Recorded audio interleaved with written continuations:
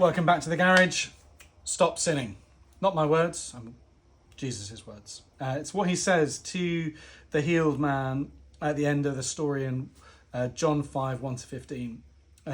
Jesus says, seeing this man healed, he said, get up, pick up your mat and walk. And as the guy's walking away, Jesus disappears into the crowd, and the Jewish authorities take this man aside and say, what are you doing carrying your mat?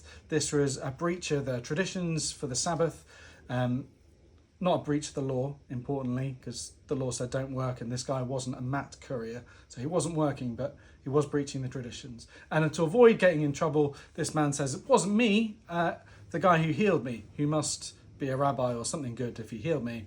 It was him who said I should carry my mat. And so the authorities are then seeking whoever had done this healing. They don't yet know who. But Jesus later finds the man and he says, stop sinning or something worse may happen to you. And it's a really important statement because it links sin with disability, but only to a certain extent.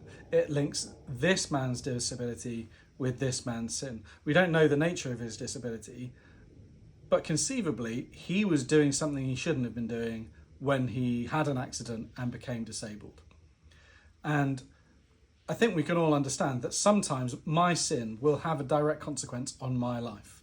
If I drink lots of alcohol, get in the car and crash and hurt myself, that's my foolishness, my sin, having a consequence on my life. What this passage doesn't say is that this man was a worse sinner than anyone else. And it doesn't say that people who are disabled are suffering as a consequence of their own sin or as a consequence necessarily of any sinful person they know.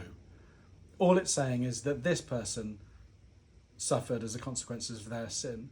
And for me, this awakens the truth that sin has consequences, that I might be the one who's experiencing the consequences.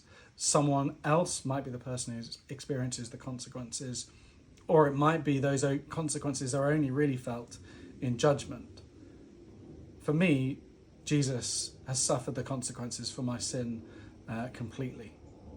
And it just reminds me that that call to holiness is in part a call to be aware of the consequences that being sinful has, and to be aware, not that God is going to punish me for my sins, Jesus did that, but that I will have to live with the consequences if I choose to reject his teaching.